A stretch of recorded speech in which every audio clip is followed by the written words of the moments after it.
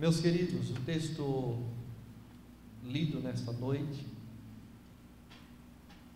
o Evangelho de João, um livro que foi escrito por João, não o Batista, mas o João, o apóstolo, o amado de Jesus, e este que se refere a Jesus dizendo: eis o Cordeiro de Deus que tira o pecado do mundo, é o João Batista, aquele que batizava.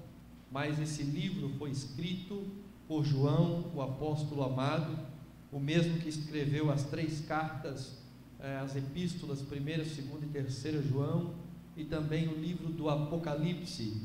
E nesse livro, esse Evangelho, ele se preocupa em exaltar a pessoa e a divindade de Jesus Cristo.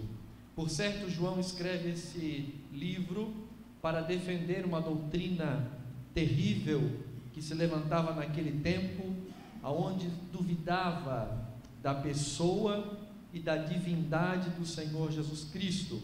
O apóstolo João, então, ele vai escrever com este propósito, para defender que Jesus, ele é homem e que Jesus, ele é Deus. Vamos ver que no início, no capítulo 1, versículo 1, ele começa dizendo: o verbo se fez carne. Ele já começa a dizer que Deus, a palavra, o logos de Deus, a sabedoria de Deus, se torna homem, se faz carne, é um como homem. E depois, meus amados, no capítulo 20, versículo 30, ele escreve um versículo para sintetizar o porquê então que ele escreveu esse livro. E ele diz: Jesus, pois, operou também em presença de seus discípulos muitos outros sinais que não estão escritos nesse livro. Estes, porém, foram escritos para que creiais que Jesus é o Cristo, o Filho de Deus, e para que, crendo, tenhas vida eterna, tenhas vida em seu nome. Jesus estava dizendo que aquele Jesus que mataram, que crucificaram, ele realmente era o Filho de Deus, e a prova disso é o seu ministério terreno, e por isso foi registrado nesse livro, para que as pessoas venham a ter fé que ele é o poderoso Filho de Deus. Por isso, meus irmãos, que João inicia o livro diretamente apontando o verbo, falando que ele é o verbo de Deus, e ele agora vai discorrer durante o livro as obras de Jesus Cristo, aquilo que ele fez, que vão comprovar a sua divindade. E ele inicia o capítulo 1 relatando os testemunhos que o João Batista dá acerca de Jesus Cristo. Ambos são contemporâneos. João é 6 meses mais velho que Jesus, eles eram primos, e ele veio com uma grande missão para batizar Jesus, preparar o caminho, e ele então faz uma menção de vários testemunhos. Ele dá testemunho próprio do que ele viu, ouviu e recebeu de Deus acerca de Jesus Cristo. E somente no capítulo 1, pelo menos 8 testemunhos de quem é Cristo. Ele testemunha, só fica registrado apenas no capítulo 1. A minha intenção nessa noite era discorrer os 8, mas o início, quando comecei a estudar, nós teríamos que ficar aqui a noite inteira, até amanhã, para a gente poder entender e estudar os 8 testemunhos que ele dá de Cristo. Ele vai dizer que ele é eterno, que ele é o próprio Filho de Deus, que ele é o Cordeiro de Deus, enfim, é só você ler e vai ver que João testemunha 8 vezes acerca de Jesus. Isso nos dá uma síntese do que vai ser o livro. Todo o livro de João, ele se preocupa com a pessoa e obra e divindade do Senhor Jesus Cristo. Essa foi a intenção que João escreveu. E no versículo 29, ele vem dar um testemunho maravilhoso, profundo, tremendo. Em um pequeno versículo ele diz: quando ele está vendo Jesus passar, ou melhor, quando ele está vendo Jesus vir até ele para ser batizado, ele aponta e diz: eis o Cordeiro de Deus que tira o pecado do mundo. Glória ao nome do Senhor Jesus. A primeira coisa que nós vamos ver neste pequeno versículo é o Cordeiro e a sua obra, a obra de Jesus. Em primeiro lugar, vamos analisar o Cordeiro e o que ele fez, a obra do Cordeiro.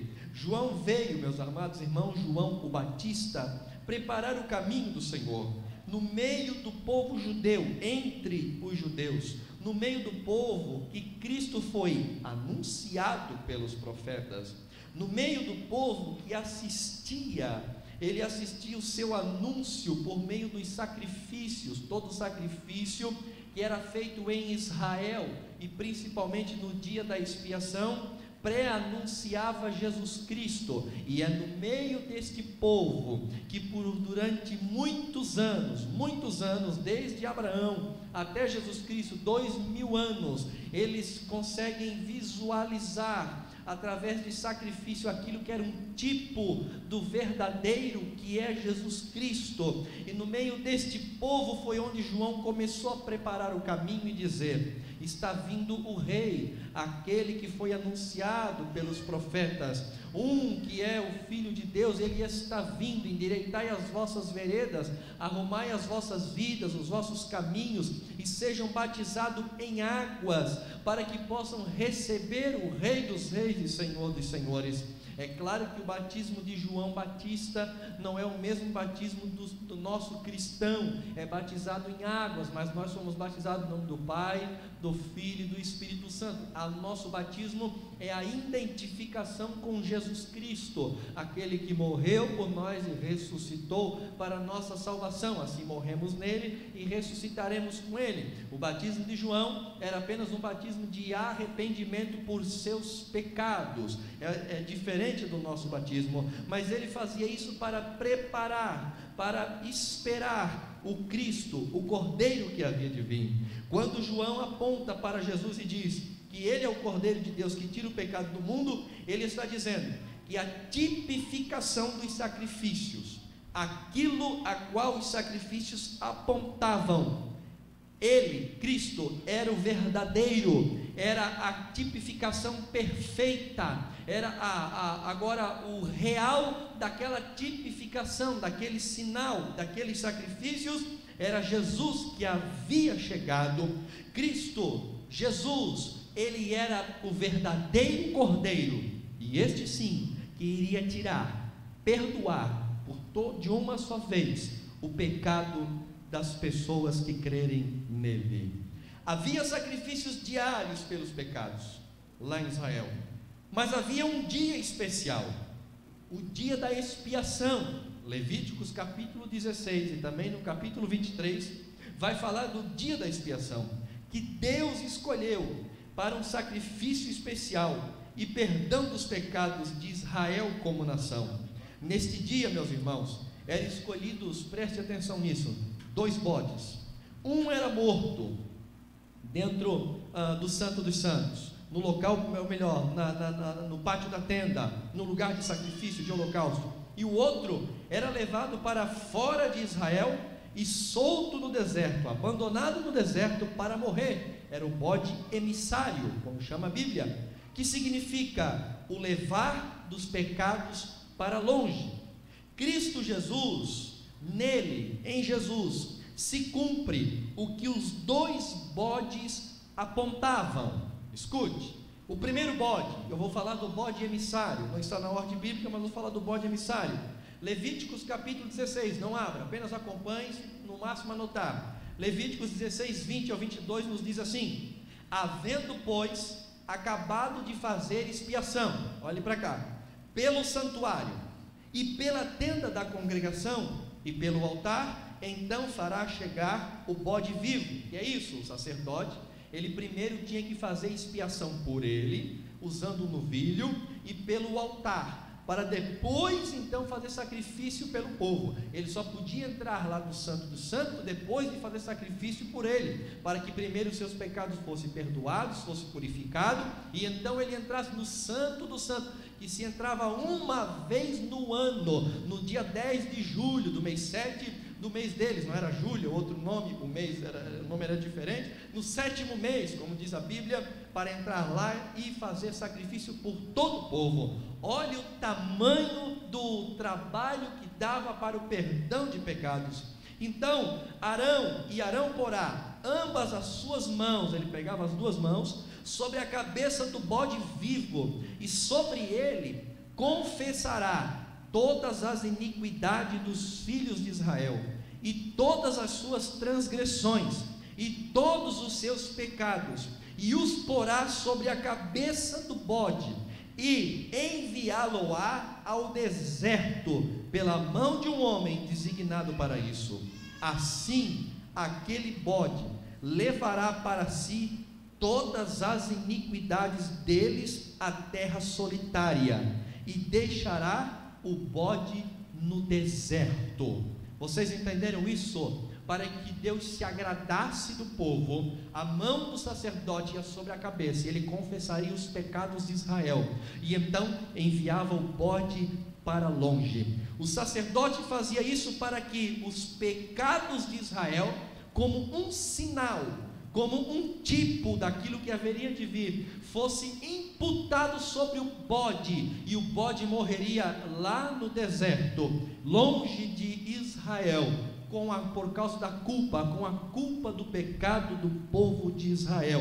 E assim o povo de Deus era aceito diante do Senhor. Já naquele mesmo tempo, quando isso era feito, se levanta um homem em Israel, que se chama Isaías, um grande profeta, um grande homem de Deus, e ele era conhecido, ficou conhecido como profeta messiânico, e ele naquele tempo já havia profetizado acerca de Jesus Cristo, e ele ficou registrado no capítulo 53 e versículo 4, verdadeiramente, ele, Jesus Cristo, tomou sobre si as nossas enfermidades, e as nossas dores levou sobre si, e nós o reputávamos por aflito, ferido de Deus e oprimido, mas ele foi ferido por causa das nossas transgressões, e moído por causa das nossas iniquidades. O castigo que nos traz a paz estava sobre ele, e pelas suas pisaduras fomos sarados. Aleluia.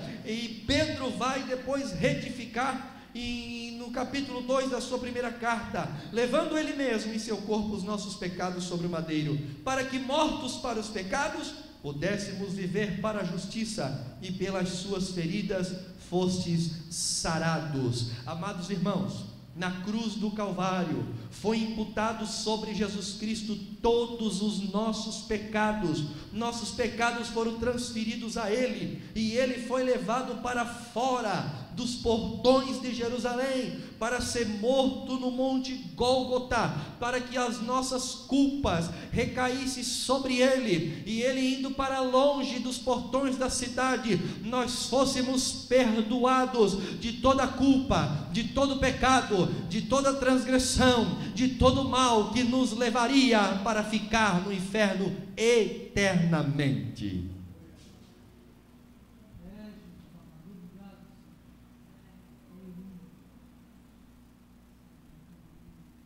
No versículo 22 de Levíticos 16, nos diz que o bode ficará solitário. Era um tipo de Cristo, porque na cruz do Calvário, ele fala aquelas palavras que fica gravada em nossa mente: Eli, Eli, lama sabachthani, ou meu Pai, por que me desamparaste? Jesus Cristo naquela cruz, sabe o que ele sente? A solidão, a ausência. Que ausência? Há pessoas em volta dele, sim, mas a ausência de Deus Pai. Aleluia. Ele não deixa de ser Deus, ele não larga a sua natureza divina, não, mas naquela cruz do Calvário, meus irmãos, ele vem sentir a culpa dos nossos pecados, ele experimenta o abandono de Deus que nós experimentaríamos no inferno. O que aquele bode sofria no deserto, ausente da cidade, nós sofreríamos no inferno, a ausência bondosa, a ausência da presença bondosa de Deus, ficaríamos distantes da presença de Deus. Mas aquele bode carregou a culpa de Israel, mas o nosso Cristo carregou a nossa culpa, e Ele que levou o descaso, Ele que levou o desprezo, Ele que ficou sozinho, porque Abacuque 1:13 vai dizer que Deus não pode ver o pecado, e Ele, por estar com os pecados nossos sobre Ele, o Pai se ausentou, ou melhor, a face amada do Pai, bondosa, se ausentou de Jesus Cristo, e na cruz do Calvário, Ele sofreu o que aquele bode sofreu. Ainda é claro que Ele era um tipo, não se compara, aleluia, porque Ele sentiu o inferno na cruz do Calvário, para que eu e você pudéssemos descansar para sempre na presença do Deus Todo-Poderoso. Aleluia. Enquanto o bode estava lá, naquele deserto, a Bíblia vai dizer, no versículo 31 do capítulo 16 de Levítico, ele diz assim: nesse dia, é um sábado de descanso para vós. Escuta isso: enquanto o bode vai para o deserto, padecer a solidão, para satisfazer a ira de Deus, por causa do pecado daquele povo, o povo de Israel está no arraial, descansando, aleluia. Enquanto o bode está sofrendo, o povo de Israel está desfrutando de descanso, de paz, de comunhão com Deus. Enquanto Cristo padece naquela cruz do Calvário, o tempo que Ele padeceu lá, o que Ele sofreu lá, sabe para que foi? Para que eu e você pudesse adentrarmos ao descanso de Deus, aleluia. E a ira que deveria cair sobre nós, o abandono que era para ser nosso, Ele levou, e nós estaremos eternamente, irmão, eternamente no gozo eterno, eternamente no céu, eternamente desfrutando da alegria, da paz, da bênção, porque Cristo levou o abandono por nós.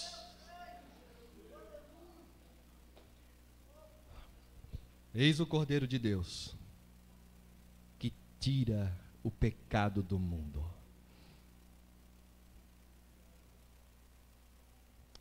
Vamos ao segundo bode.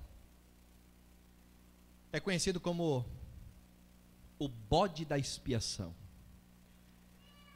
Antes do emissário, o primeiro bode era trazido vivo também, morto pelos sacerdotes, para, essa palavra, propiciação dos pecados do homem. Levíticos 16:15 nos diz: depois degolará o bode da expiação, que será pelo povo, e trará o seu sangue para dentro do véu.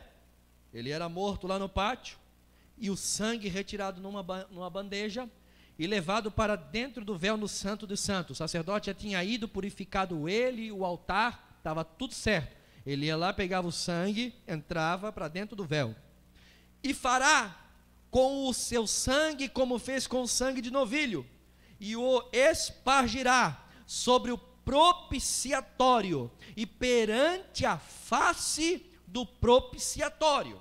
Escute: o sangue era colhido e aspergido lá dentro do véu, no Santo do Santo, onde tinha a arca, 2 querubins sobre a arca, e também lá dentro que as asas se encostavam, havia a arca, dentro dela havia alguns objetos, e era o que tinha lá dentro. Esta arca era feita de madeira de acácia, e por fora ela era toda revestida de ouro, que é um tipo de Cristo também, 100% homem, 100% madeira, e 100% Deus, 100% ouro, era também um tipo de Cristo. O sangue então era levado lá dentro, e em cima dessa arca da aliança havia uma tampa, que era chamada de propiciatório. Por que era chamada de propiciatório?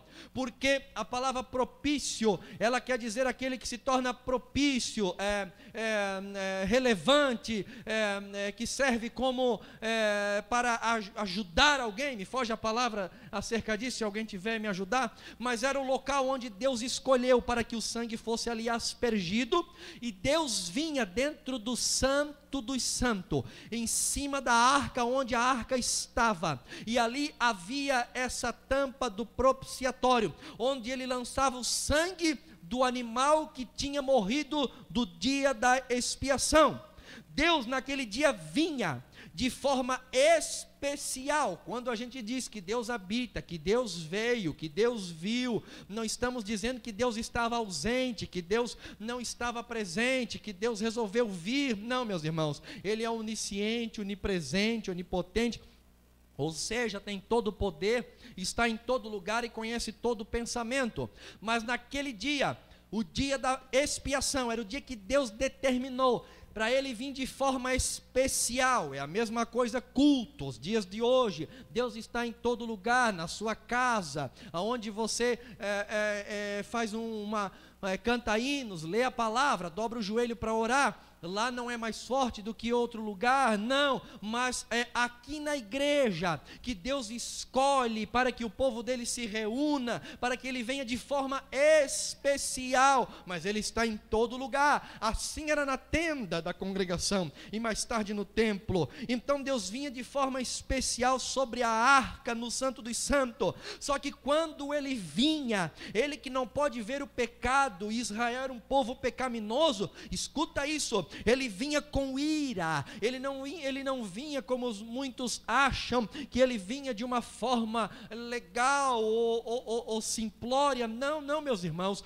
nós vamos ver quando ele veio no Monte Sião, quando a glória dele, quando ele veio no Monte Sião, no Monte Horebe, quando o Moisés sobe para receber as tábuas da lei, a Bíblia diz que o monte fumegava, diz que ninguém tinha coragem de se aproximar do monte, se alguém tocasse ao pé do monte, ou até mesmo um animal, era morto, fulminado. Quando Moisés saía de lá, a glória de Deus era tão grande que ninguém conseguia ver o rosto de Moisés, tamanha glória do Senhor que se manifestava, tamanho fulgor. Quando o povo disse para Moisés: Moisés, fala tu com esse Deus, porque nós não podemos falar com ele. Tamanha era o fulgor de Deus, e Deus vinha, agora não para dar as tábuas da lei, mas ele vinha com sua ira. E quando ele chegava em cima, aleluia, da tampa do Santo dos Santos, do propiciatório, ele então enxergava ali, ele via o sangue, e a sua ira era aplacada, não era extinta, era aplacada. Ou seja, Deus vinha, e vou fazer uma conjectura que não está isso na Bíblia, mas para os irmãos entender, eu vou ir e vou exterminar. Quando ele chegava que via o sangue, a ira dele era aplacada, e então Deus abençoava o povo, e mais uma vez aqui, Deus subia e ia embora, não que ele não estivesse ali, mas daquela forma que ele veio, e assim o povo era perdoado, e aquele sangue propiciava o povo diante de Deus, perdoava os seus pecados. Era isso que acontecia no dia da expiação.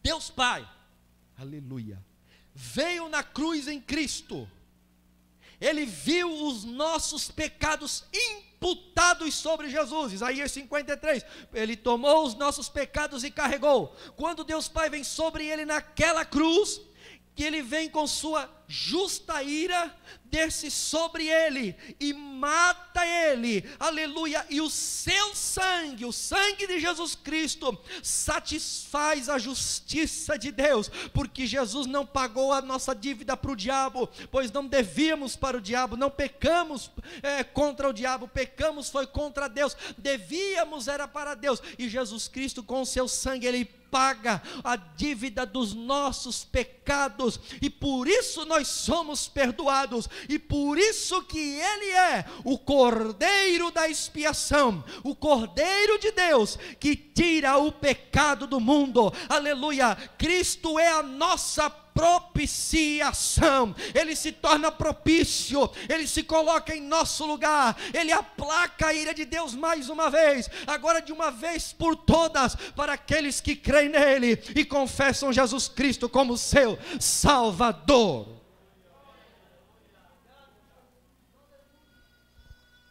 Depois que este animal era morto, eles pegavam o animal, tudo que havia sobrado daquele animal, e levavam ele para fora e o queimavam. Meus irmãos, eu já pensei bastante, eu já tentei inculcar bastante o que é a ira de Deus. E nós vamos ter uma ideia do que é a ira de Deus, pensando no inferno. Só que quando a gente pensa no inferno, nós não conseguimos ter uma dimensão do que é o inferno, porque nunca tivemos lá. Porque todo sofrimento terreno, seja para qual bandido, ser humano que for, ele não está impedido de receber a graça comum. O que é isso? Adolf Hitler, no seu pior momento, ele ainda tinha a graça comum de Deus. O que é isso? O mesmo Deus que criou, ele sustenta, ele dá equilíbrio, ele provê todas as coisas. O homem mais bom da terra e o pior homem da terra, porque todos são ruins, mas na nossa visão, eles têm o sol, eles têm comida, eles trabalham, ganham dinheiro, as coisas funcionam, tudo funciona. Isso é graça comum. Então o homem no seu pior momento, ele ainda tem essa graça de Deus, quer salvo, quer ímpio. Ele tem médico à disposição, remédios à disposição, e o próprio Deus que o alimenta de certa forma. Então, a pessoa pode passar o mais triste problema na sua vida. Pode ver que pessoas que passaram problemas tão terríveis e são tão longe de Deus, ainda conseguem confessar: Deus cuidou de mim, Deus me sustentou, porque Deus age sim, não só na vida dos salvos, mas na vida dos ímpios também, porque Ele é Deus que cria e Deus que cuida, que se Deus se ausentasse totalmente deles, eles morriam, não sobreviviam, porque tudo vive a partir de Deus, porque dele, por Ele e para Ele são todas as coisas. Então Ele é o Criador e sustentador, e João vai dizer isso no capítulo 1, nos primeiros versículos, que Ele é o Criador, o Verbo de Deus, o sustentador de todas as coisas. Então, meus irmãos, na terra não dá para comparar o que é o inferno, porque o inferno, uma coisa eu posso dizer, mas nunca experimentei, e se Deus quiser nunca vou experimentar, em que o inferno é a ausência total da bondade e da graça de Deus, é o completo e perfeito despejar da ira de Deus. É um lugar onde não tem diazepam, manicômio, psiquiatra, psicólogo, anestesia, não tem médico, não tem nada. Lá é um local onde é feito para o sofrimento eterno. Agora volte para a cruz. Na cruz do Calvário, Jesus Cristo bebeu este cálice da ira, aquilo que outros vão beber por não confessar Jesus Cristo, mas na cruz do Calvário Ele tomou este cálice, meus irmãos. Ele bebeu, sabe por quê? Por causa do meu e do teu pecado, por causa dos nossos pecados. Ele tomou este cálice, Ele bebeu esta ira, para que nós fôssemos livres. E este animal, depois de morto, eles eram queimados lá fora. Na cruz do Calvário, Cristo foi torrado pela ira de Deus, Cristo foi totalmente queimado pela ira de Deus, para que nós fôssemos livres e desfrutasse mais uma vez do descanso de Deus. Eis o Cordeiro de Deus, que tira o pecado do mundo.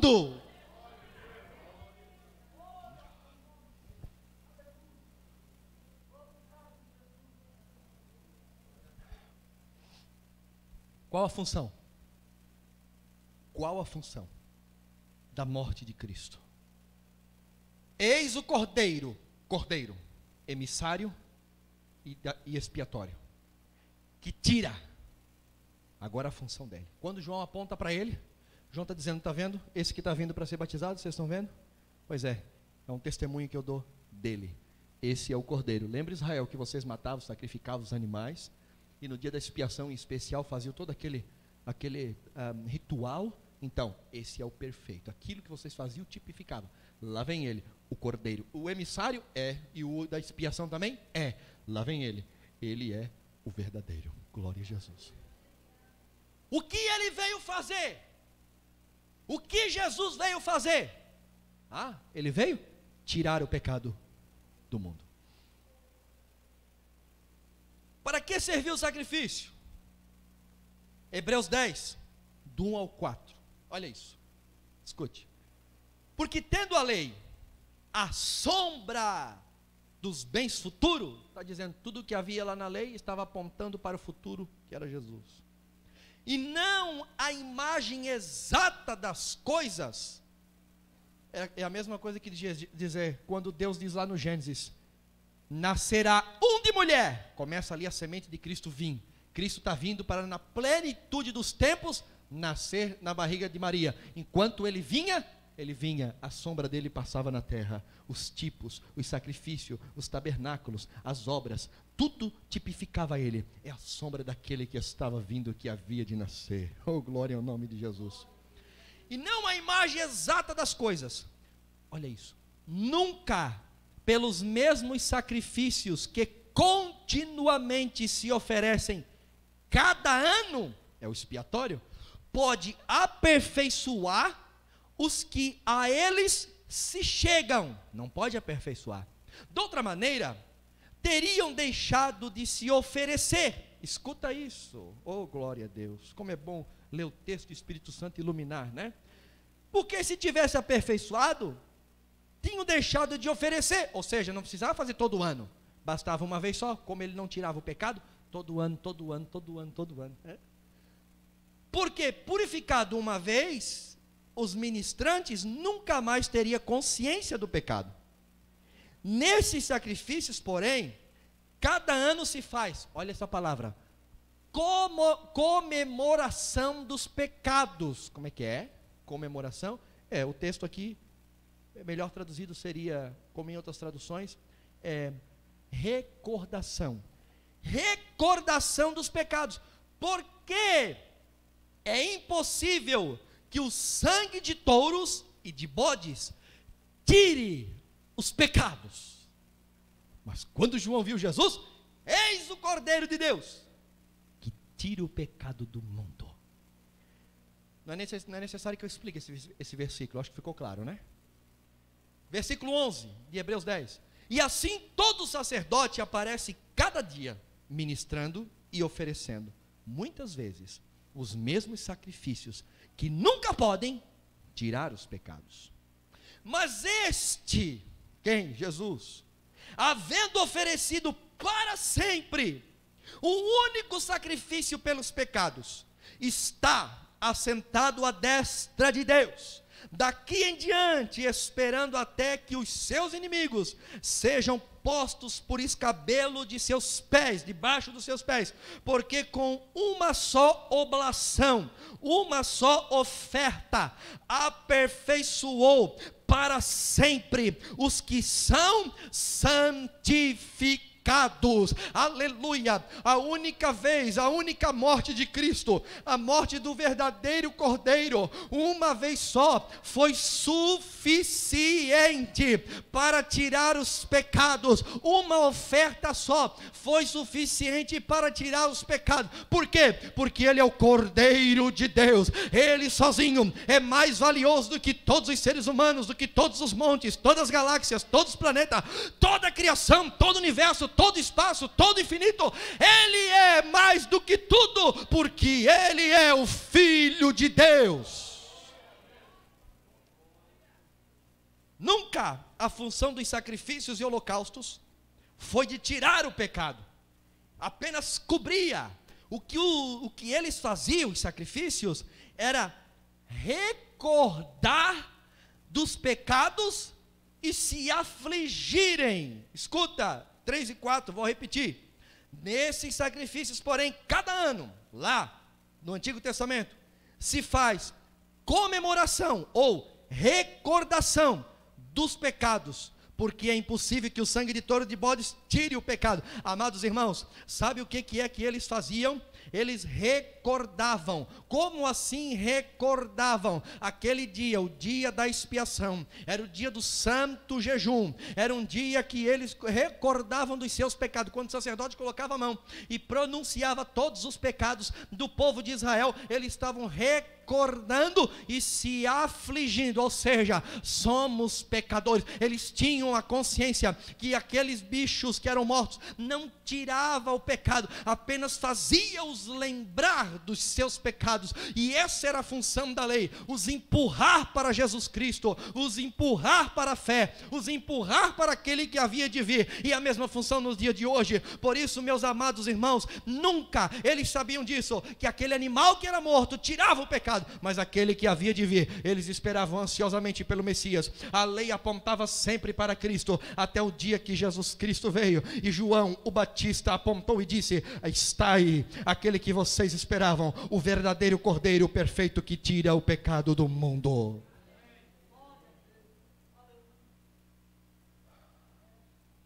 Com essa atitude, eles apenas obedeciam, lá o povo de Israel, e recebiam misericórdia de Deus, mas estavam impunes pelos seus pecados não haverem sido tirados, apenas aguardando Cristo pela fé para ser justificados. Olha que texto lindo de Romanos capítulo 3, só escute, não mude a posição que vocês estão, de olhos fixos aqui, escute isso. Porque todos pecaram e destituídos estão da glória de Deus, sendo justificados gratuitamente pela sua graça, pela redenção que há em Cristo Jesus. Olha o 25, o 24, ao qual Deus propôs, ou demonstrou, ou pendurou na cruz, como você quer entender, para propiciação, ou seja, para se tornar propício por causa dos pecados de vocês, pela fé no seu sangue. Olha aqui, para demonstrar a sua justiça, pela remissão dos pecados dantes cometido debaixo da paciência de Deus. O que Paulo está dizendo? Todos os demônios, toda a junta demoníaca dizia: como pode Deus perdoar Davi? Se Davi fez o que fez, se Davi pecou dessa forma, como pode perdoar Salomão? Como pode perdoar tantos outros homens? Como eles estarão no céu? Pois pecaram, e sangue de animal não tira pecado de ninguém. Pois é, mas aqueles homens pela fé, eles criam no Cristo que havia de vir, que perdoaria os seus pecados, e em Cristo Jesus. Cristo, por que ele foi pendurado e visto por todos? Para demonstrar e deixar claro para o mundo que Deus não seria injusto em perdoar os homens do passado sem que eles pagassem com sangue. Deus não seria injusto de cobrar a dívida do pecado daqueles homens, porém Deus cobrou também em Cristo. Deus também cobrou em Jesus Cristo, Deus cobrou no sangue de Jesus Cristo, e por isso Deus o pendurou na cruz, para que ele pagasse pelos pecados de Abraão, de Isaac, de Jacó, de Davi, de Raabe, de tantos pecadores, e também dos nossos. Aqueles olhavam para frente: Cristo há de vir, eu vou fazer sacrifício porque eu creio, é pela fé que ele há de vir. E nós, meus irmãos, olhamos para trás. Eu estou aqui hoje, bebo do sangue do corpo de Cristo, porque quem me salvou é aquele que morreu lá atrás, há 2000 anos. Ele foi propício, aleluia, pelos meus pecados, e por isso eu estou salvo em Cristo Jesus.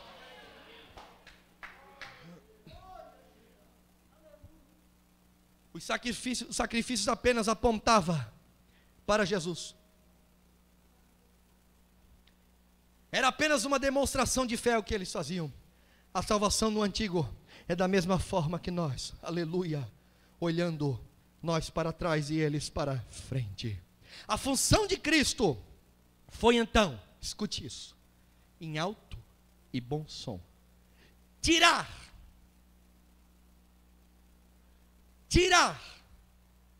o pecado do mundo. Como ele fez isso? Obrigado. Ele mesmo foi o cordeiro imolado e o cordeiro emissário. Ele mesmo foi o sacerdote que ofereceu, pois se entregou. Ele foi a propiciação e se fez propício, 1 João 4,10, sendo ele oferta a Deus pelos nossos pecados.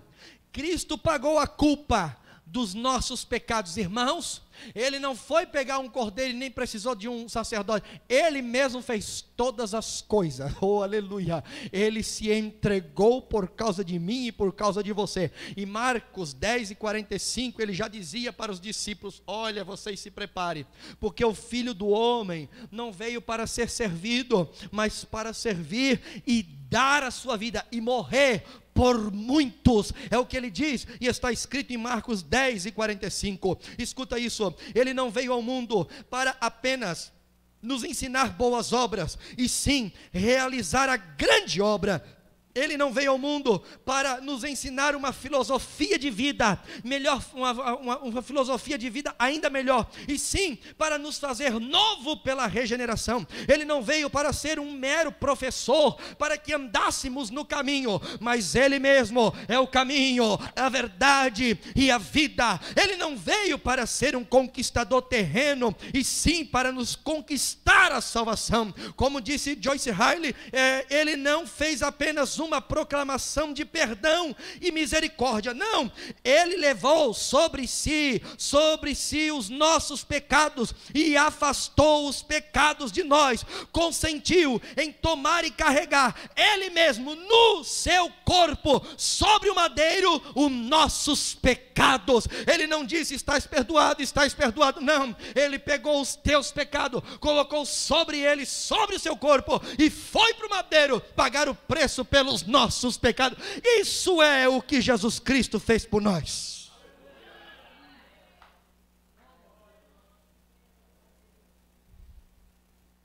Irmãos,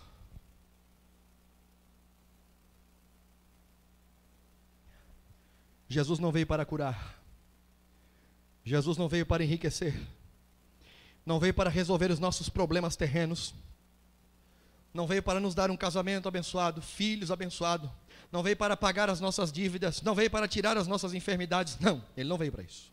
Ele não. Pastor, ele não faz? Claro que faz. Ele me curou, eu, Giliardi, ele me curou. Ele abençoou a minha vida, me deu um casamento abençoado, sim, mas ele não morreu na cruz do Calvário por causa disso. Ele não é o Cordeiro de Deus que vem cumprir os luxos humanos, não, até porque os crentes 300 anos depois de Cristo nunca imaginaram o que nós estamos vendo nos dias de hoje, nunca imaginaram uma liberdade religiosa, uma igreja com cadeira, um pastor integrado, um microfone, ar-condicionado, não funciona, mas tem, iluminação bonita, igreja bonita, leis nos defendendo. Eles não imaginavam isso de forma alguma. Sabe o que eles tinham em sua mente? Aceitava Jesus Cristo e ia para o Calvário. Eles aceitavam Jesus e se escondiam nas catatumbas. Eles aceitavam Jesus e viravam errantes pelo mundo. Eles aceitavam Jesus e sabiam que a espada os esperava. Eles aceitavam Jesus e sabiam que o seu sangue ia ser derramado. Eles aceitavam Jesus e sabiam que iam para o Coliseu, para a forca, sabiam que perderiam suas vidas por causa do amor de Cristo, mas eles tinham uma certeza em que Jesus Cristo tirou o pecado deles, que Jesus Cristo veio para tirar o pecado, que Jesus Cristo veio para perdoar a sua vida.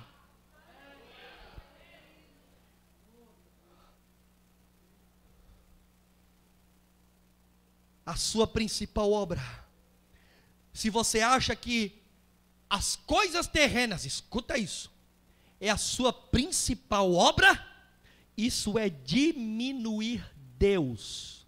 É o mesmo que você colocar um cirurgião de coração ou de cérebro, de muita experiência e sucesso, a trabalhar em um posto de saúde para tirar bicho de pé. Você já pensou nisso? Isso é o que estão fazendo com Jesus Cristo dos púlpitos.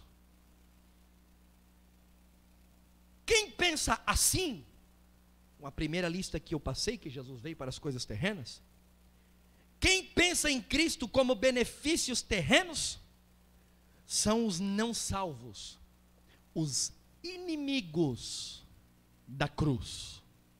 E esses não é difícil achar, está muito fácil achar. Filipenses 3:18-20, escute: porque muitos há, dos quais muitas vezes vos disse, e agora também digo, chorando, eu, Paulo, falo isso chorando, que são inimigos da cruz, ou inimigos da cruz de Cristo, cujo fim é a perdição. O inferno vai estar cheio é de crente, fique tranquilo. Cujo Deus, e um dos crentes é o diabo, ele é crente, crê, estremece, mas não se converte. Cujo Deus é o ventre, e cuja glória é para a confusão deles. Olha aqui que diz o texto, que só pensam nas coisas terrenas. Meus irmãos, tem pregadores que eles viram a Bíblia de capa a capa, reviram para achar uma mensagem que vai agradar o público. Nesta igreja até hoje, eu não me preocupei um dia de pregar uma mensagem que venha agradar a vocês, nenhuma, mas me preocupei em pregar aquilo que Deus manda falar, aquilo que Ele me ilumina nas Escrituras, o que Ele quer falar. Quando Moisés subiu o Monte Horebe, ele não subiu, Senhor, eu examinei o povo, e o povo está precisando disso. Não que esteja errado o pastor ver a necessidade do povo e também pregar o que já está escrito, né? Mas Moisés não disse isso. Moisés subiu e disse, Senhor, fala. E Deus disse, está aí a minha lei. Igreja, está aqui a lei de Deus, e é ela que nós vamos pregar e falar aqui nessa igreja o tempo que Deus nos der. Mas há homens que deturpam a Bíblia para falar palavras e mensagens que vão agradar o seu público. São inimigos da cruz de Cristo. O fim deles é o inferno. O interesse deles é o dinheiro. Eles se perderão e vão se perder no inferno para nunca mais voltar. Aí Paulo termina o versículo 20 dizendo, mas a nossa cidade está nos céus, ou seja, a minha cabeça está no céu, a minha esperança está no céu, o meu desejo está no céu. Quem é que está pensando no céu aqui? Quem é a sua esperança? É o céu. Se é o céu, meu irmão, você é salvo em Cristo Jesus, aleluia, de onde também esperamos o Salvador, o Senhor Jesus Cristo. Agora olha o que ele disse aos Coríntios, capítulo 1 Coríntios 15, 19, se esperarmos em Cristo, só nesta terra somos os mais miseráveis de todos os homens, e o mundo está cheio de miserável, porque eles não querem saber do céu, nem mesmo da eternidade, tem medo da morte, aleluia, e eles só esperam as coisas terrenas, são os piores, os mais miseráveis do mundo. Amados, hoje Ele cura, Ele abençoa, Ele provê, Ele sustenta, faz milagres, sim, tudo isso, sabe por que Ele faz? Para anunciar o seu reino. Deixa eu dizer uma coisa para você. Você se acha o queridinho do papai? Ele vai me curar porque eu sou o queridinho do papai. Onde é que está escrito isso? Então Isaías não foi queridinho do papai, foi cerrado ao meio. Nem Paulo foi o queridinho do papai, porque ele passou fome, frio, foi abandonado, e foi igual hoje na oração, né?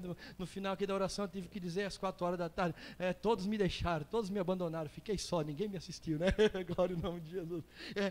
E Paulo foi abandonado e decapitado. Todos os apóstolos foram martirizados. João foi um que não morreu, mas também foi martirizado. Amados irmãos, Jesus faz milagres sim, mas sabe para que Ele faz? Para a glória dEle, porque tudo é dEle, por Ele e para Ele. Sabe por que Ele te cura? Para a glória dEle. Sabe para que Ele te salvou? Para a glória dEle. Tem gente que se acha, não, eu sou salvo porque eu sou o queridinho do papai. Não é não, meus irmãos, eu não sei porquê, eu não acho razão na Bíblia, a não ser por causa do amor dEle, por causa dEle, que Ele nos escolheu, que Ele nos salvou, que Ele fez a obra em nossa vida. Não é que nós somos o queridinho, é porque Ele quer dar glória para o seu Filho, por isso Ele salvou e plantou a igreja. É porque o Filho quer dar glória ao Pai, por isso que Ele veio e morreu na cruz do Calvário. Tudo é para Deus, não tem nada a ver conosco, somos apenas coadjuvantes, apenas mais um. E se você quer um versículo bíblico para amparar isso que é horror para alguns, Isaías vai dizer que nós somos menos que nada.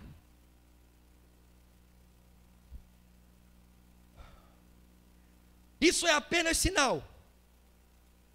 O objetivo da morte, da vinda de Cristo, é o perdão dos pecados. Oh glória!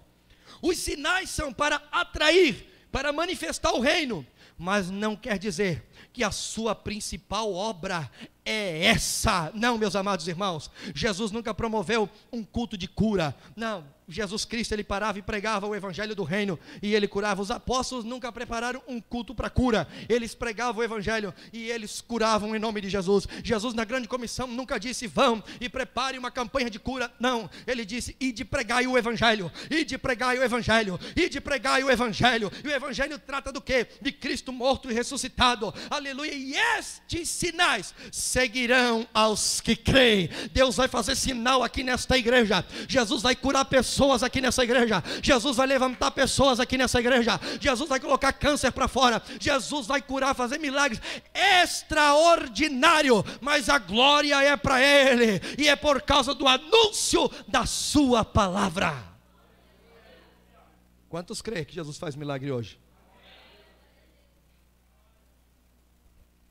A cristandade tem abandonado a obra da cruz. Estou terminando hoje, vou terminar cedo, glória a Deus. E se apegando aos sinais. Por isso a cristandade está perdida, pois abandonou a mensagem da cruz para a mensagem do milagre, e assim desconhecem a salvação. Alguém que foi salvo aproximadamente 30 anos atrás, pode ser que vive em uma igreja que nunca ouviu o verdadeiro evangelho de Cristo. Essa mensagem talvez nunca foi pregada, porque nunca teve espaço, porque sempre se preocuparam em pregar para o ego humano e não para a glória de Deus. Muitos serão curados, enriquecidos, abençoados, mas vão para o inferno como a geração do deserto, e também a geração de Jesus, que o rejeitou como Messias, o seguia, mas abandonou quando o assunto foi eternidade. Pelo menos duas gerações que mais viu milagre, a do deserto, do Egito a Canaã, todos pereceram, de 20 anos para cima, menos José e Caleb. Jesus passa pregando para multidões, só na multiplicação dos pães, tinha quantos? 5.000 homens, fora mulheres e filhos. Mas quando Jesus ressuscita e vai para o Monte Oliveira, tinha quantos? 500. Quantos obedecem a ordem de ficar em Jerusalém esperando? Quase 120. Essa era a igreja de Jesus. Por quê? Porque aquela geração o rejeitou. Viram o Filho de Deus em carne, operando milagres, mas o rejeitaram. Essa geração que nós vivemos é a geração que está rejeitando Jesus Cristo. Eles veem milagres, eles são prósperos, eles têm de tudo, eles nunca tiveram tanto. É a geração de crentes que mais rica que nós já podemos ver, mas é a geração que mais rejeita Jesus, que não o conhece. Mas Provérbios capítulo 10 versículo 9, o princípio da sabedoria é o temor de Deus, ou seja, só tem temor de Deus quem o tem sabedoria, ou seja, quem o conhece. Quem o conhece tem temor de Deus, mas a geração que nós vivemos não tem temor de Deus. Eles vivem em pecado, se lambuzam em pecado, se atolam em pecado, vivem num charco de lodo de pecado, e eles não têm vergonha. A geração sem vergonha não tem vergonha de nada, do que fazem, do que falam, praticam, vivem inteiramente no pecado. Vão às igrejas, recebem cura, bênção, tomam ceia, dão dízimo, dão oferta,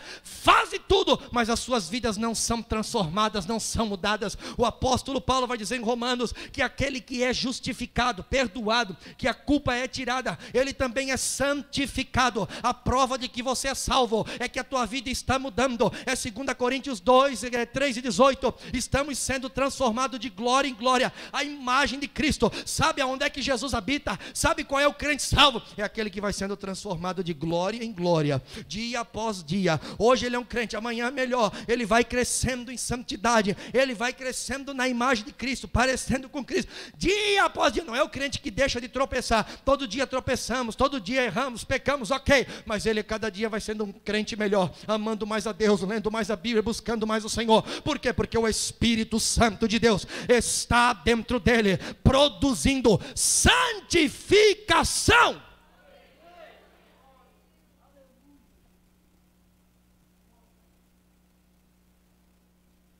Mas a geração que foi ouvir Jesus em João 6, foi lido hoje. Queremos pãozinho. Não tem não. Aleluia. vem comer minha carne e beber meu sangue, foram embora. Porque agora a mensagem é sobre eternidade. E eles dizem: que sermão duro, vamos embora.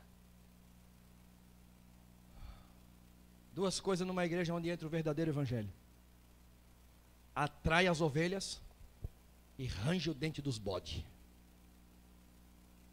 Bem isso aí. Não sou pastor de bode, e graças a Deus vocês não são bode, vocês são ovelha. Que para me aguentar e me aturar 1h, 1h15, 1h20, vocês são feras, são ovelha mesmo. E depois dão uma lã ainda. Vocês vão para o céu. Só porque eu sou pastor, daí é por obras, né? Só por me aturar vocês vão para o céu, daí é salvação por obras. Não. Olha o olhinho de vocês aí. Eu não sei se é só eu que estou vendo que é espiritual, mas o que eu vejo no rosto de vocês, eu vejo temor, eu vejo amor, eu vejo gente comendo a palavra, eu vendo pessoas aceitando a palavra, eu vejo pessoas recebendo a palavra. Aleluia! Porque vocês são ovelhas de Jesus Cristo. Oh, glória ao nome do Senhor Jesus. Ele tira o pecado. Vamos terminar. Mediante o arrependimento e a fé. Mas como crerão, se não tem quem pregue? E como pregarão, se não forem enviados? A fé vem pelo ouvir, e o ouvir a palavra de Deus, disse Paulo. Por isso João testemunha dele: eis o Cordeiro de Deus, que tira o pecado do mundo. Essa é a mensagem que o mundo tem que ouvir. Só Ele perdoa os pecados, só Ele.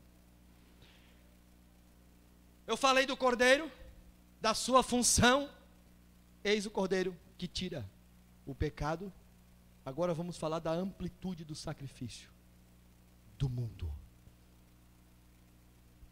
Existe uma falsa doutrina, escuta isso, que Jesus em sua morte perdoou o pecado de todos os seres humanos. Que pecado não existe mais. Que todos serão salvos. Essa doutrina se chama universalismo. Eles dizem que no fim até o diabo será salvo. Existe isso. João estava, meus irmãos, se referindo a todas as nações do mundo, ou seja, uma amplitude geográfica e não unidade de pessoas. Ele não está dizendo assim: eu vou tirar o pecado e agora todo mundo vai ser salvo. Não tem mais pecado no mundo, pois nós vimos o pecado em nós mesmos, quão miserável nós somos. A ideia não é que ele tirou no sentido de extinguir o pecado. Não, ele tirou agora a culpa do pecado naqueles que são salvos por ele. Espera um pouquinho. O mesmo João, ele vai escrever em Apocalipse capítulo 5, versículo 8 a 10 assim. A ênfase é no 9, mas eu vou ler o 8 e 10 para que haja compreensão. E havendo tomado o livro, quem? Jesus. Os 4 animais e os 24 anciões prostraram-se diante de quem? Do Cordeiro, tendo todos eles harpas e salvas de ouro cheias de incenso, que são as orações dos santos. E hoje Itacurubi botou mais um pouquinho lá em cima. E cantavam um novo cântico dizendo: digno és de tomar o livro e de abrir os seus selos, porque foste morto e com o teu sangue, escuta aqui, nos compraste para Deus de toda a tribo. Então, de toda a tribo veio gente, e língua, e povos, e nações. E para o nosso Deus os fizestes reis e sacerdotes, e reinaremos sobre a terra. Ou seja, Deus escolheu, Deus salva alguns do meio de povos, línguas, raças, nações. E eu e você fomos escolhidos por Ele, fomos salvos por Ele, alcançados pela graça, aceitamos a Ele, buscamos a Ele, achamos eles porque não procurávamos, como disse Isaías. Aleluia, louvado seja o nome do Senhor. E em Marcos 16 e 15, para não ficar dúvida, disse-lhes: ide por todo o mundo e pregai o evangelho a toda criatura. Agora, quem crê e for batizado será salvo, mas quem não crê será condenado. Ou seja, eis o Cordeiro de Deus que tira o pecado do mundo. De todos os quatro cantos do mundo, onde o evangelho for anunciado, pessoas ouvirão e virão a Ele, as suas ovelhas virão a Ele e serão salvos. Mas aqueles que rejeitarem vão perecer, vão morrer, vão ser condenados e vão para o inferno. Mas deixa eu dizer e ressaltar uma coisa aqui para você: a grande obra de Jesus Cristo foi de perdoar o meu e os teus pecados, passado, presente, futuro, e nós vamos para o céu. Querido irmão, amigo, ouvinte nesta noite, Jesus é o meio que Deus providenciou para arrumar o estrago que Adão, nosso primeiro pai, ele fez no Éden, que resultou na contaminação do pecado em todo o homem. Somos pecadores e devemos ser condenados, mas Ele providenciou um caminho de salvação. Que caminho é esse? Jesus Cristo, o Cordeiro que perdoa os nossos pecados. Aquele que crer, daquele que se arrepender. Romanos 5,12, portanto, por um homem entrou o pecado no mundo, e pelo pecado a morte, e assim também a morte passou a todos os homens, por isso que todos pecaram. Mas por um só, aleluia, o pecado foi tirado por Jesus Cristo. Oh, glória ao nome de Jesus. Romanos 10 e 18, aqueles cordeiros que morriam, aqueles morreiros que morriam por causa dos pecados de Israel, não tiravam o pecado, meus irmãos, apenas anunciavam Cristo, o que realizaria a obra da redenção, apontava para Cristo que realizaria essa obra. Aí Hebreus 10, 18 diz: ora, onde há remissão destes, não há mais oblação pelo pecado. Escuta, quando Cristo na cruz do Calvário bradou: tetelestai, está consumado, está pago, eu e você podemos entrar no descanso do Senhor. Já estamos em paz, não estamos lá naquele descanso, mas já descansamos nele, porque já estamos em Cristo Jesus. Quem é que sente a paz de Cristo aqui? Quem é que tem essa paz de Cristo aqui? Quando ouve que na televisão, em que o Trump está fazendo guerra, está provocando os homens lá da barba grande, e aí tem gente que fica: ai, vai vir uma terceira guerra mundial, e daí? Não vai vir não, meus irmãos, mas que venha, deixa que venha, porque o meu lugar já está garantido, o céu já está garantido, aleluia, o Cordeiro já tirou o meu pecado, eu não vou para o inferno, eu vou para o céu, e se a morte chegar, chegarei diante do meu Pai, verei Jesus Cristo e estarei com Ele, porque o sangue do Cordeiro, Ele tirou o meu pecado, o sangue do Cordeiro purificou o meu pecado.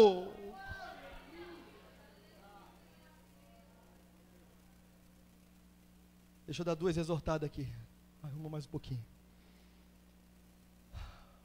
2 parágrafos. Escuta, igreja, Deus conta comigo e com você para atentarmos para o sacrifício da cruz. Sabe o que Jesus ama? Ele ama o dia do culto de ceia.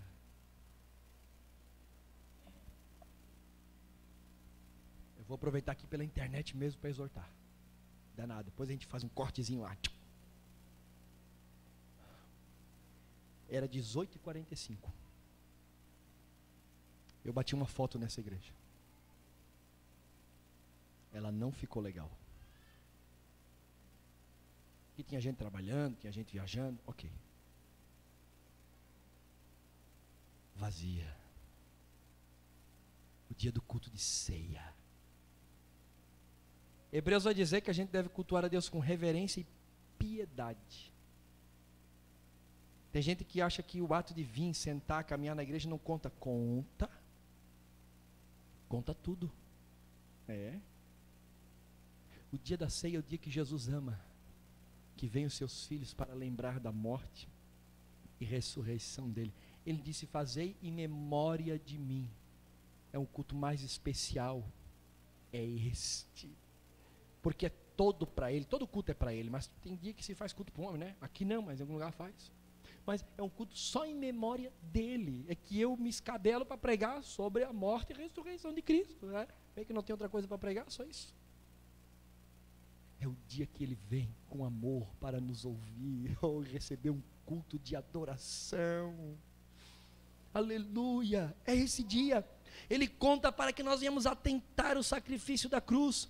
Isso aqui não é um mero ritual da igreja, não, isso aqui é uma ordenança de Cristo. Para isso ele instituiu a ceia, para lembrarmos sempre do sacrifício. Para os irmãos do Antigo Testamento era anual, para nós é todo mês, nós fizemos todo mês. É claro que eles faziam sacrifícios diários, de manhã, à noite, no sábado duplicado, era tanto bicho morrendo, era carnificina, e nós temos que lembrar de Cristo todo dia, porque nós pecamos todo dia, e precisamos da graça todo dia, e a graça é o presente dele, é ele na cruz, meus irmãos. Mas o dia da ceia é o dia especial para cearmos, aleluia. Deus ainda conta conosco para que a mensagem, essa mensagem, e não do falso evangelho, chegue aos quatro cantos do mundo, a mensagem do Cordeiro de Deus, que tira o pecado do mundo, aleluia. Que nesta ceia, além de lembrarmos dessa mensagem, meus irmãos, lembremos-nos do mundo, que venhamos a sentir amor pelas almas, o desejo de pregar este evangelho nos quatro cantos do mundo. Vocês estão ouvindo e ouviram nessa noite, mais uma vez, a mensagem do evangelho, o que nos faz culpado, o que nos faz temerosos, porque nós precisamos anunciar a esse mundo e apontar, dar testemunho dele ao mundo e dizer: Jesus Cristo é o Cordeiro de Deus, que tira o pecado do mundo. Nas pessoas que te rodeiam, a tua rua, o teu bairro, onde você trabalha, eles precisam ouvir esta mensagem, que Jesus Cristo é o Filho de Deus, que tira o pecado do mundo. Amém. Baixa tua cabeça, vamos orar.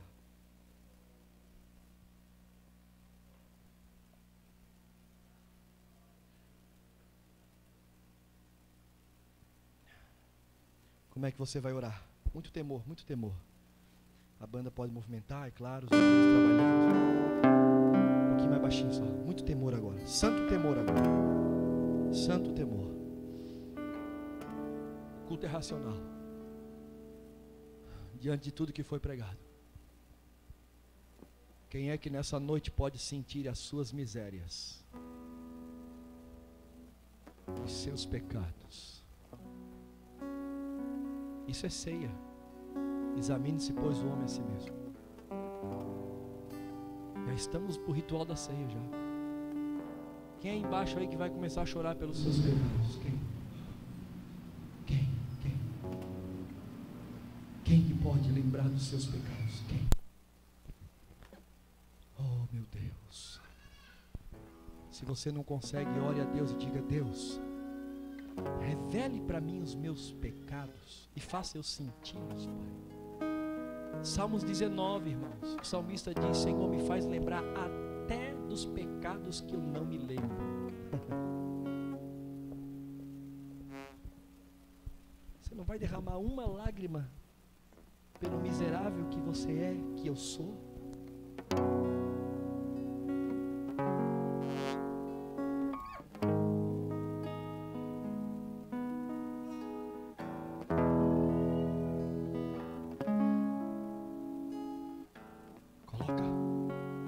Para pensar, vai.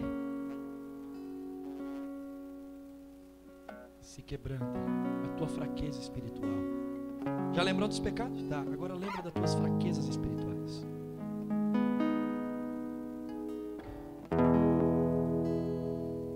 Da tua pouca oração, pouca leitura bíblica, o desprezo das coisas de Deus. Lembra, vai. Porque enquanto nós descansamos, o Cordeiro levou toda a culpa de uma vez por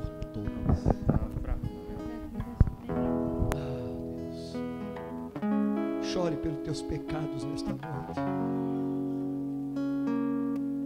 O que de melhor você pode fazer hoje é chorar pelos teus pecados, lembrar os teus pecados. Jesus ensinou na oração: Pai, perdoa os nossos pecados assim como perdoamos. Isso é bíblico que eu estou falando, não é sensacionalismo, é bíblico. O que de melhor podemos fazer na Santa Ceia é comer ervas amargas, igual o povo no Egito, que tinha que botar erva amarga para comer, porque era lembrança do pecado, da Páscoa. Lembra dos teus pecados com o miserável. Está lembrando, irmão? Está lembrando do pecado escondido? Está lembrando dos pecados de estimação? Está lembrando dele? Pecadinho de estimação que você não deixa? Pede graça agora a Deus para vencer esses pecados. Pede graça a Deus. Mate o teu pecado, esse teu pecado te mata.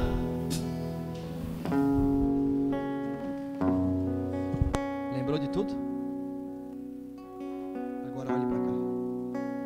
Olhe para a mesa. Olhe para a mesa agora. Olhe para a mesa. O Cordeiro de Deus que tira o pecado do mundo. Ele te perdoou.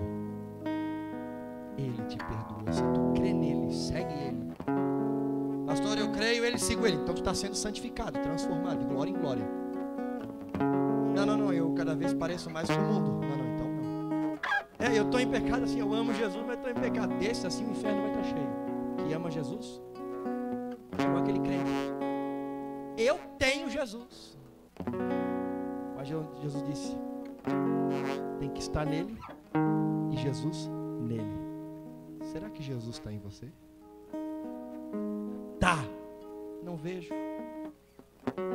Os discípulos pela primeira vez foram chamados cristãos em Atos capítulo 11. Por quê?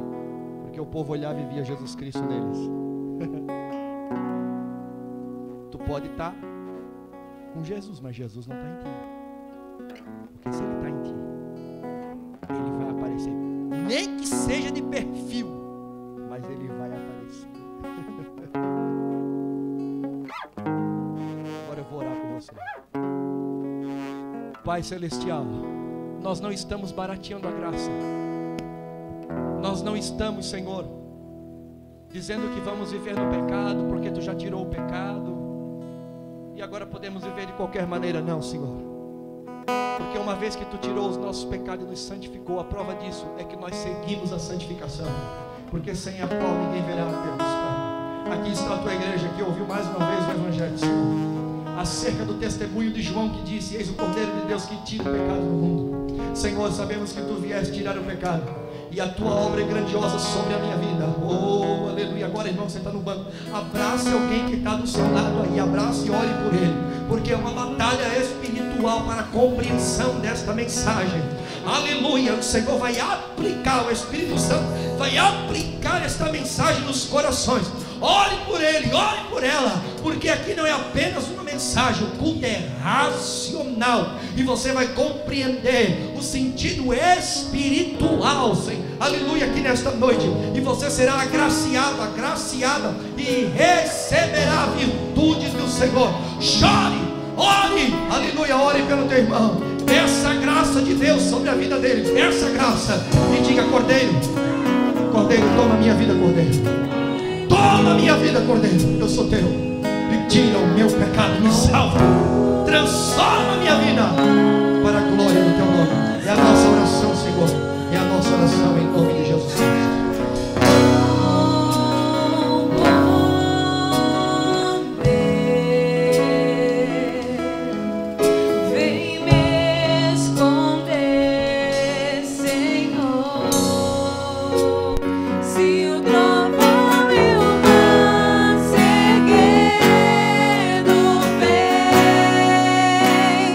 So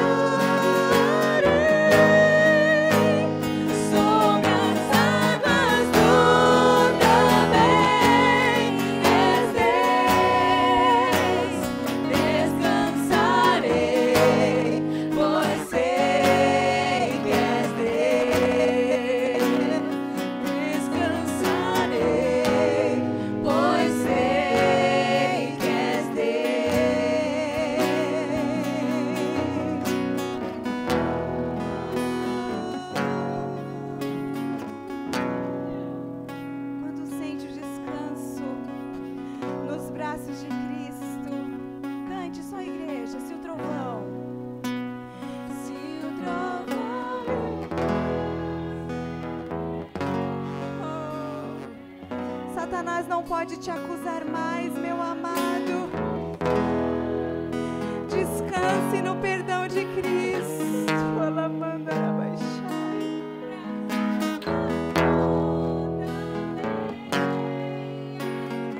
Descanse, descanse. Oh, aleluia. Se o trovão e o mar seguindo vem sobre a tempestade, eu voarei sobre as águas do também és Deus. Descansarei, pois sei que és Deus. Se o trovão e o mar seguindo vem sobre a tempestade, eu voarei sobre as águas do também és Rei. Descansarei, pois sei que és Deus.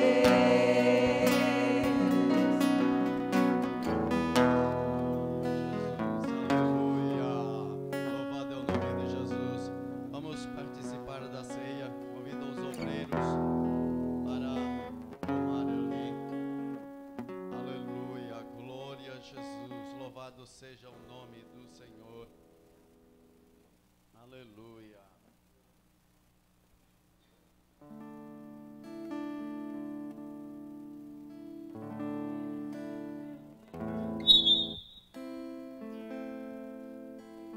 Glória a Jesus, aleluia. Glória a Deus. Enquanto os irmãos se preparam ali, depois que começarem a ministrar, os irmãos que estiverem em perfeita comunhão com a igreja, depois estarão de pé, os que ainda não permanecerão sentados. Aleluia. Eu vou ler aqui primeiro a palavra, depois os irmãos oram pelos elementos. Porque eu recebi do Senhor o que também vos ensinei, que o Senhor Jesus, na noite em que foi traído, tomou o pão e, tendo dado graças, o partiu e disse: tomai, comei, isto é o meu corpo, que é partido por vós. Fazei isso em memória de mim. Pode orar pelos elementos.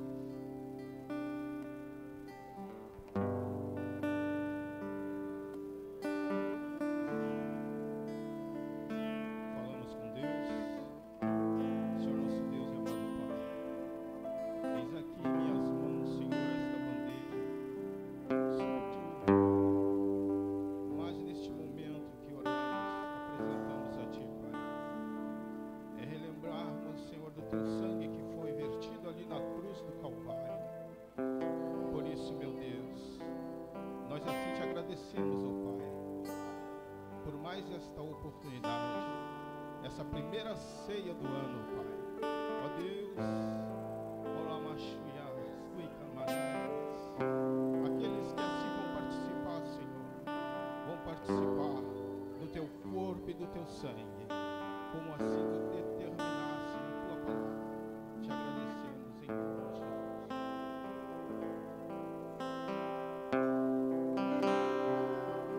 Senhor Jesus, nesse momento apresentamos diante de Ti também o pão, Senhor.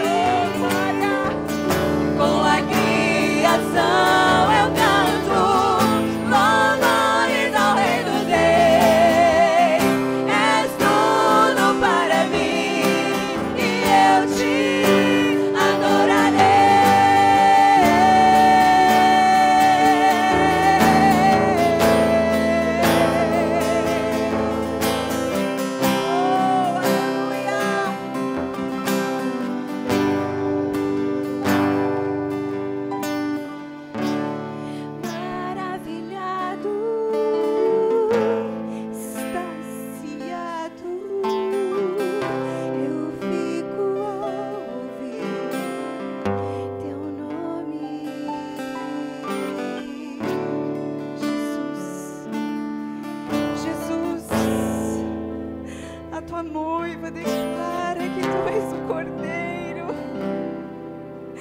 que tira, que apaga o pecado do mundo, que tu és santo, santo, santo. Os céus declaram que tu és santo, porque ao terceiro dia tu ressurgiu daquela tumba e ressuscitou e foi assunto aos céus. Salamandarabaixai. Oh, aleluia, aleluia, aleluia. Maravilhado, maravilhado, extasiado eu fico ao ouvir teu nome. Aleluia, Jesus, o teu nome é força. Jesus, teu nome é força. É fôlego de vida, igreja.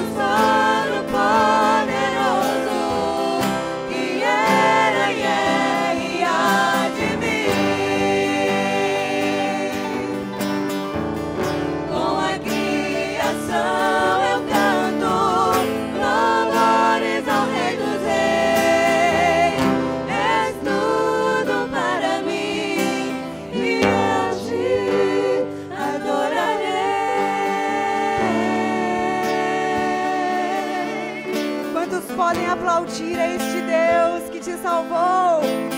Aplauda com força, com gratidão.